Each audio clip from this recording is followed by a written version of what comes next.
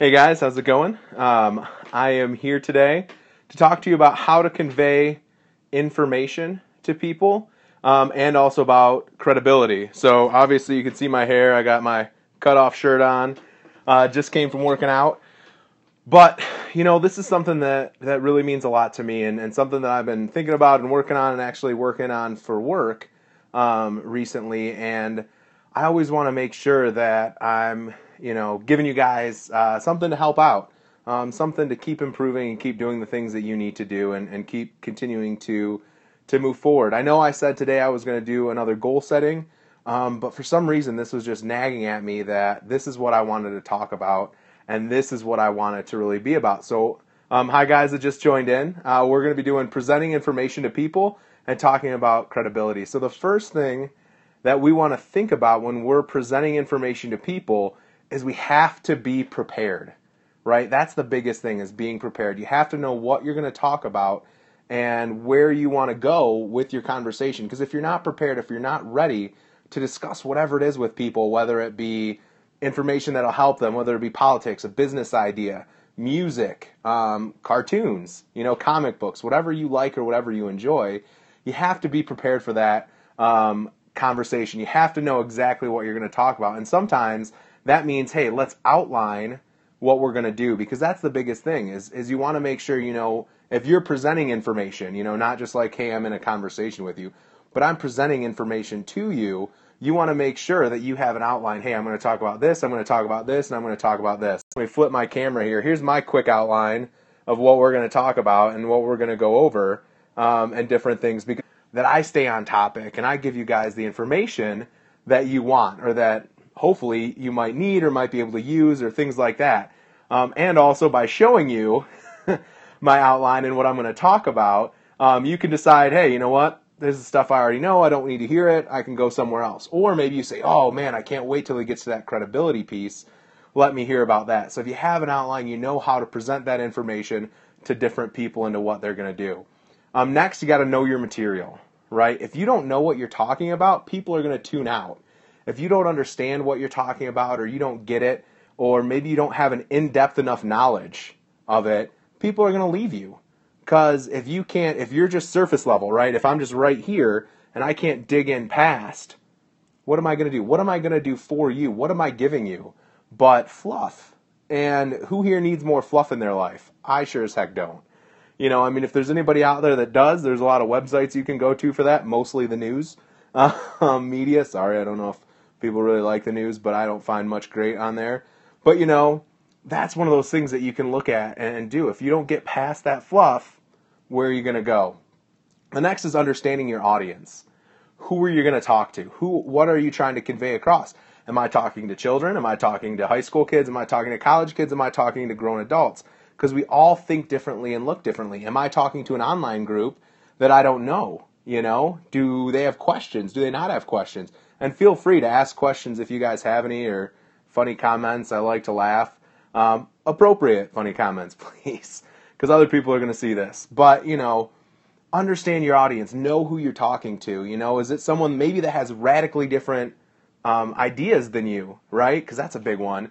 If someone has a completely different opposing view set, you have to be understanding. And when you're going to convey your information, you also have to listen, right? So if I am going to talk to you about something, politics is an easy one, and say, I'm liberal and you're very conservative, well, if I just try and convince you or try and talk to you and only stick to my talking points and never listen to what you have to say, we're never going to have a good dialogue. You'll never get to understand me because I'm not trying to understand you. So it can go two ways when you're doing that. And the last real big piece of presenting information to people is confidence. Don't be scared of what you're going to look like. Again, my hair is all crazy right now. I just got done working out. Don't worry about what you look like. That matters a little bit, how you present yourself. But someone standing up straight, someone confident and smiling and happy and has that knowledge and they're willing to share that knowledge effectively is going to be way better than someone that just looks good. Because there's a lot of people out there that can look good in a suit and tie, right? But then give you nothing and will continue to give you nothing. So now when we're talking to somebody and talking to people and trying to convey information, one of the biggest aspects of it is credibility. because credibility is a lot different than amen. I like that. It's always good to be excited about things, but credibility is a big piece of it, because credibility lands and is a big fountain of the other person, right?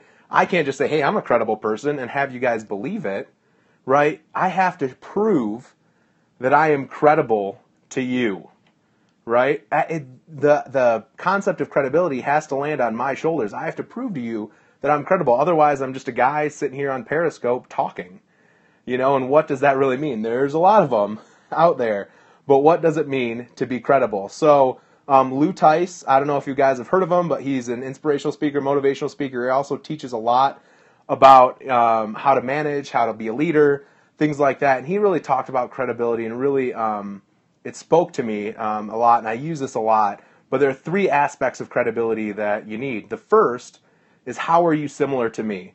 So right away you want to jump into, hey, how are we similar? Lou Tice uses the example of like a kid that's learning baseball, right? And he looks at his coach, and in his head, even without even thinking, he's just like, hey, have you ever had a hit?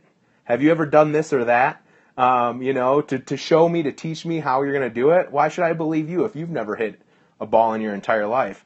And I get that all the time when I'm teaching and training people. Again, if you haven't listened to any of my other Periscopes, I'm a training consultant. I do training for a living, and I do it for a fast food company. And all the time, I go in and I'm trying to teach these managers, these general managers, that try and teach them, hey, this is what you can do to help your restaurant out. This is what you can do to help manage people.